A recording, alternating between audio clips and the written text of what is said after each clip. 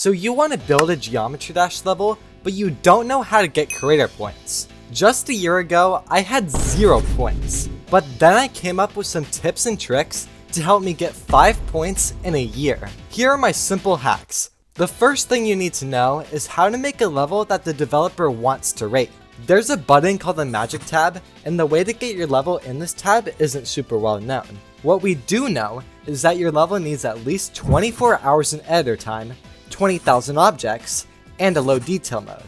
You also need at least 1 creator point, but even if you don't have any points, you should still check all these boxes because it's presumably what the developer is looking for when deciding what levels to rate. Of course, meeting the standard won't get your level rated alone, so stick around for more tips. Now that you know the basics, it's time to make good gameplay. Even if you finished your layout, you can still go back and improve it. So there's something you should know called a buffer click. Here's how it works. Hold down your input button mid-air and you'll automatically collide with the hitbox the first frame you're able to do so. Creating jumps that can be buffered makes your gameplay more fair, but there are also some things you need to avoid building, like straight fly, spam, awkward movements, and blind jumps. Also, keep in mind that demons are held to higher standards than non-demon levels. You're better off making an easy level, but if you already planned on making a demon, then just go for it. You'll probably be fine. So there's a rumor going around that moderators care more about decoration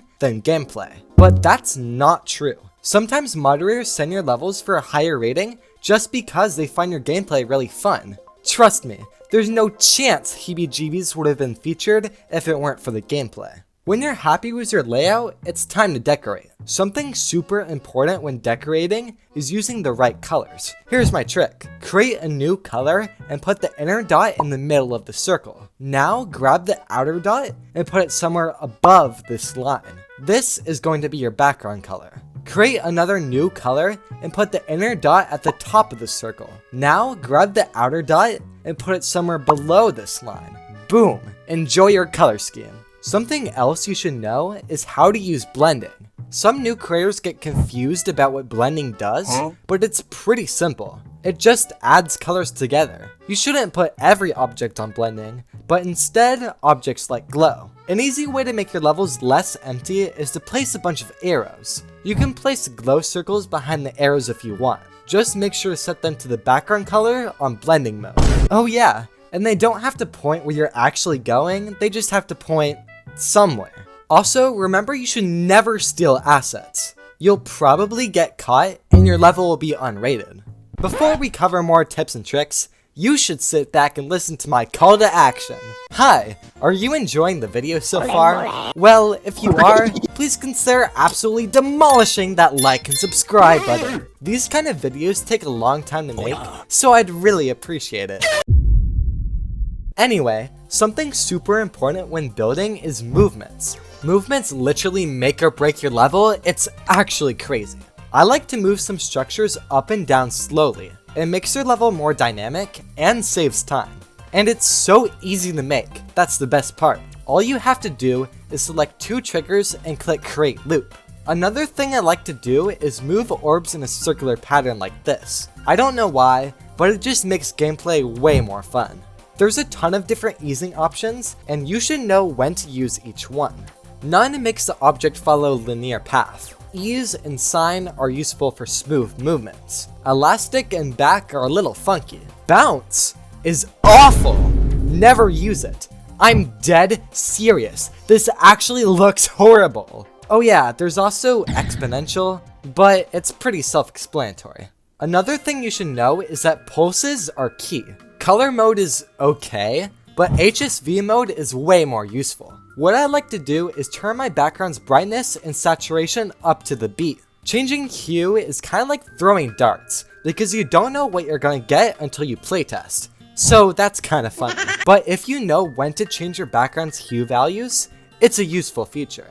I like to change my background's hue up and down throughout a part, just for some variation. You can also use the touch triggered option to make triggers activate on contact. This is a super cool feature, because you can use it to make your platforms pulse or move when the player touches them.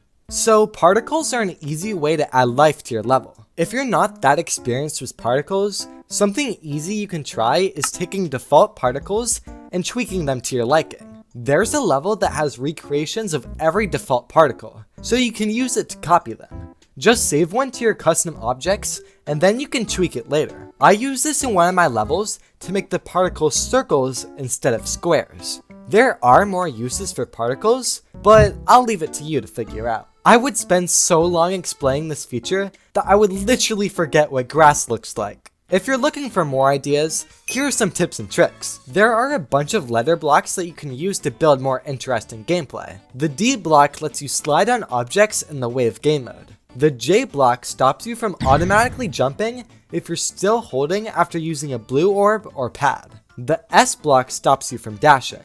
The H block lets you live if you hit the bottom of a solid object. And finally, the F block switches your gravity when you touch a solid object. But don't use the F block. It's so unfair. Just use a gravity portal instead. A really cool feature you should use is the UI trigger. Beginners usually avoid it, but it's so easy to learn. So what you do is enter 2 free groups, then place a guide trigger and set it to your first group.